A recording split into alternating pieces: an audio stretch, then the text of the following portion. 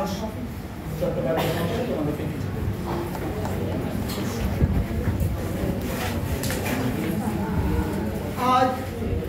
এই বর্ষামুখর দিনে আমাদের পশ্চিমবঙ্গ সরকার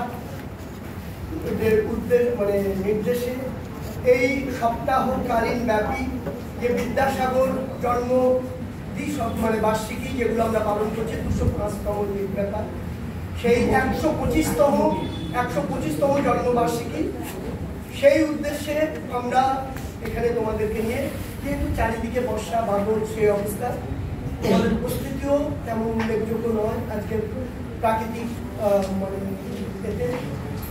প্রতিকূলতার জন্য, তাই এই জায়গায় আমরা ছোট্ট আঙ্গিকে একটা ছোটখাটো অনুষ্ঠান করছি।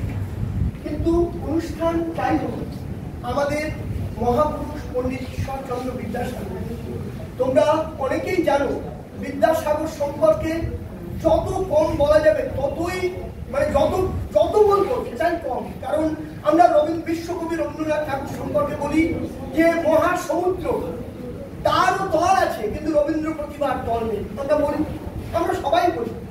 সুকান্ত, কাজী নজরুল, জীবনানন্দ সম্পর্কেও ঠিক এনাদের সম্পর্কে আমরা এরকমই কথা বলি।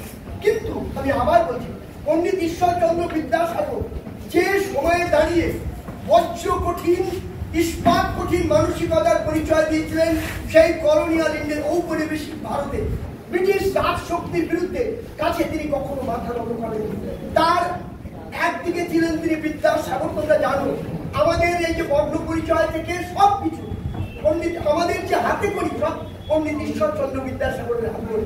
সেই মহাপ্রতিভা বাবার সঙ্গে ঠাকুরদাস বন্দ্যোপাধ্যায়ের সঙ্গে রেল লাইন দিয়ে হাঁটতে হাঁটতে মাইলস্টোন দেখে 1 2 3 4 5 6 7 8 তিনি শিখে ফেলেছিলেন ইংরাজি সংখ্যা। কি অনন্য সাধারণ প্রতিভাধর হলে তা সম্ভব। এবং শুধু তাই নয়, শুধু বিদ্যাসাগর বলে তিনি বিখ্যাত এমন নয়, তার অনেক পরবর্তীকালে তার অনেক কাব্যগ্রন্থ, অনেক কিছু তিনি তার কাব্য প্রতিভার বিরল প্রতিভার তিনি প্রকাশ ঘটিয়েছিলেন। সেগুলো সম্পর্কে আমি বিস্তৃতভাবে এখানে বলার সময় নয়, শুধু এইটুকু বলবো, আমি ঈশ্বরচন্দ্র বিদ্যাসাগরকে আমরা জানি দয়ার সাগর, আবার একই সঙ্গে তিনি বিদ্যারও সাগর। যেমন মাইকেল মধুসূদন দত্ত, তোমরা জানো অমিত্রাক্ষর ছন্দের প্রবর্তক মাইকেল মধুসূদন দত্ত বরাবরই একটু বিলাসবহুল জীবনে ব্যস্ত ছিলেন এবং অমিতব্যয়ী।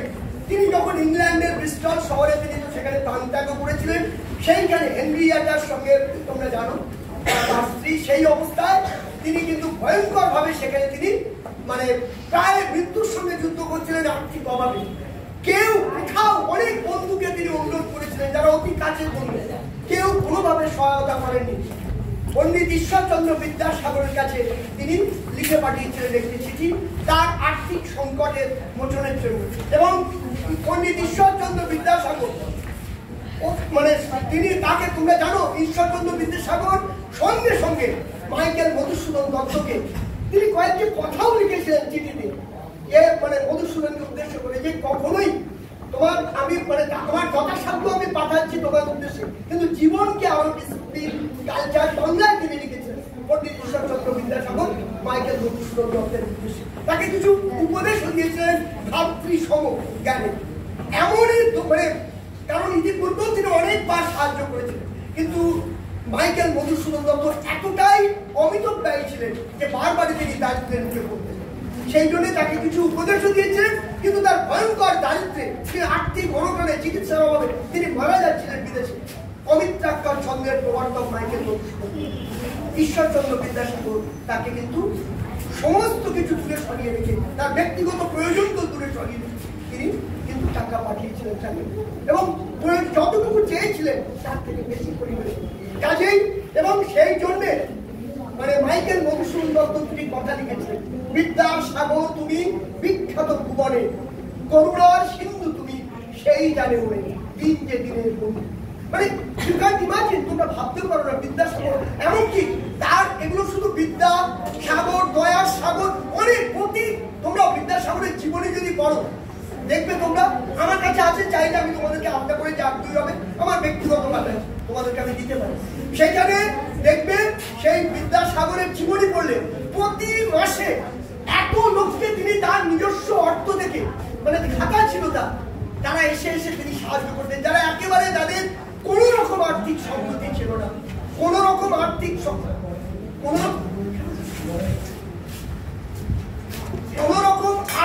সংগতি ছিল না যাদের, তাদের জন্য তার আলাদা একটা খাতা ছিল, এবং সেইখানে তারা এসে মানে তার নিজের জন্য তিনি কিছুই রাখতেন না, সবই তিনি মানে অন্যের জন্য দান করে দিয়েছিলেন। এই হচ্ছে বিদ্যাসাগর। মানে প্রতি মাসে তার নিজের মানে স্যালারি, নিজের বেতন এবং অন্যান্য যা কিছু তিনি বই লেখা অমুক তমুক যা কিছু তিনি আয় করতেন সবটুকুই কিন্তু তিনি ওই দরিদ্র মানুষদের, আকুল মানুষদের জন্য, তাদের দেওয়ার জন্য কেউ নেই, তাদেরকে তিনি দান করতেন। তিনি তেলা মাথায় তেল দিতেন না। He was not used to carry মানে oil to new to give oil to new or oil to new castle. তেলা মাথায় তিনি কখনো তেল দিতেন। এতই অসাধারণ মানে মেরুদণ্ডী প্রাণী যাকে বলে, মানে ইস্পাত কঠিন, বজ্র কঠিন। তোমরা জানো সেই সময় অনেক ইংরেজ সাহেবরা মানে পণ্ডিত ঈশ্বরচন্দ্র বিদ্যাসাগরের কাছে বারবার মাথা নত করেছেন। এখনকার সময় নয়, স্বাধীন ভারতবর্ষে নয়, স্বাধীনতার প্রায় ৭৮-৮৯ বছর পরে যে ভারতবর্ষ থেকে, এই ভারতবর্ষ নয়, পণ্ডিত ঈশ্বরচন্দ্র বিদ্যাসাগর। তখন ইংরেজ শাসকরা তাদের শাসন এবং শোষণের মধ্যে সারা পৃথিবীতে ইংরেজ আধিপত্য, ইংরেজ শাসনের ইংরেজ সাম্রাজ্যের, ব্রিটিশ সাম্রাজ্যের সূর্য। সেই সময় দাঁড়িয়ে ইংরেজ কলোনিয়াল শাসকরা বিদ্যাসাগরের ব্যক্তিত্ব, তার পাণ্ডিত্য, তার মানবিকতা সবকিছুর কাছে তারা মাথা নত করতেন। কখনো তিনি বিদেশিদের কাছে মাথা নত করেননি। এবং তার মাতৃভক্তি যদি বলো, তোমরা সেই মানে ভগবতী দেবী, তোমরা জানো এটা কথিত কাহিনী, সেই ভগবতী দেবী তার মানে তিনি তার জন্য তিনি চাদর নিয়ে গেছিলেন। তখন উনি বললেন যে ভগবতী দেবী বললেন, আমার গ্রামে অসংখ্য দুস্থ মানুষ, তাদেরকে চাদর না দিয়ে আমি চাদর সঙ্গে সঙ্গে পণ্ডিত ঈশ্বরচন্দ্র বিদ্যাসাগর পুরো গ্রামবাসী যারা দুস্থ মানুষ সবাইয়ের জন্য চাদর করে দিয়েছিলেন, শীতের চাদর। এবং মা ভগবতী দেবীর মতো এইরকম মায়ের মানে এ থেকে তোমরা জানো গর্ভেই জন্ম নিয়েছিলেন পণ্ডিত ঈশ্বরচন্দ্র বিদ্যাসাগর, ঠাকুরদাস বন্দ্যোপাধ্যায় এবং মানে ভগবতী দেবী। তাদের যে মানে শিক্ষা, পারিবারিক শিক্ষা, তাদের মানসিকতা, তার চারিদিকে যে মানে মানে একটা পরিবেশ, সবকিছু মিলিয়ে বিদ্যাসাগরের চরিত্র বস্তু। এই মানে মাটি, মানুষ, এই যে মানে আকাশ বাতাস সবকিছুর মধ্যে থেকে বিদ্যাসাগর একজন প্রকৃত শিক্ষা নবী হিসেবে শিক্ষা দিতেন। এটাই বিদ্যাসাগরের চরিত্রের মূল বৈশিষ্ট্য। আমি বেশি কথা বলবো না আজকের দিনে, শুধু এইটুকু বলবো, ঈশ্বরচন্দ্র বিদ্যাসাগরের চরিত্র থেকে তোমরা শিক্ষা নাও, সেই শিক্ষা যে কোনো অনৈতিক শক্তির কাছে, অপশক্তির কাছে কখনো সত্যের জন্য প্রাণ গেলেও যেতে পারে, কিন্তু মানে অসত্য এবং মিথ্যার কাছে কখনো মাথা নত করবে না। মেরুদণ্ড সোজা রেখে অনেক বাধা বিঘ্ন আসবে। তার মধ্যে আজ আমার একজনের কথা মনে পড়ছে, মানে আমার প্রিয় কলিগ, এইখানেই একটা অনুষ্ঠানে ফিলিপস বিশ্ব পরিবেশ দিবস ডক্টর মাধব বর্মা তোমাদের সেদিন এইখানে দাঁড়িয়ে তিনি কিন্তু 10-12 দিন বক্তব্য রাখলেন বিশেষ অনুরোধ করে। কিন্তু দেখো কি আমরা কোথায় কি, কিন্তু বিদ্যাসাগর আজ আমাদের মধ্যে নেই। অনেক প্রথিত সব মানে মহামানবরা তারাও কেউ নেই। জন্মিলে মরিতে হবে, অমর হবে, চিরস্থির কবে নি হাইরে জীবন। কাজেই জীবন ক্ষণস্থায়ী, যা চিরকাল চিরস্মরণীয় থাকে। আমাদের কর্ম, আমাদের মানসিকতা, আমাদের চরিত্র, আমাদের বিবেক, আমাদের অনুভূতি। অসংখ্য যারা দরিদ্র, নিপীড়িত, শোষিত মানুষের জন্য জীবন উৎসর্গ করার মধ্যেই বিদ্যাসাগরের জন্ম দিবস বা জন্ম এই যে 100বর্ষ বা 125তম বর্ষ পালন তার প্রাসঙ্গিক। পণ্ডিত ঈশ্বরচন্দ্র বিদ্যাসাগর কোনো ব্যক্তি নন, তিনি একটি আদর্শ, আবেগ, অনুভূতি, পরাধীন জাতি থেকে শুরু করে আর বর্তমানে যে স্বাধীন ভারতীয় জাতিকে অনেক ঊর্ধ্বে তুলে ধরার রূপরেখা পণ্ডিত ঈশ্বরচন্দ্র বিদ্যাসাগরের। মানে সাহিত্যকে ডিটেলসে বলেছে, বিধবা বিবাহ, অন্যান্য তার যে কর্মকাণ্ড তোমরা জানো, সেগুলো নিয়ে আমি আর বলছি না। কিন্তু ঈশ্বরচন্দ্র বিদ্যাসাগর এক প্রতীক, মানবিকতার প্রতীক, ব্যক্তিত্বের প্রতীক, মূল্যবোধের প্রতীক। এবং মেরুদণ্ড সোজা রেখে শোষিত, নিপীড়িত, লাঞ্ছিত মানবতার সঙ্গে কাঁধে কাঁধ মিলিয়ে লড়াই করা নিচু ভাবে তিনি হলেন পণ্ডিত ঈশ্বরচন্দ্র বিদ্যাসাগর। সেই পণ্ডিত ঈশ্বরচন্দ্র বিদ্যাসাগরকে আজকের দিনে স্মরণ করছি।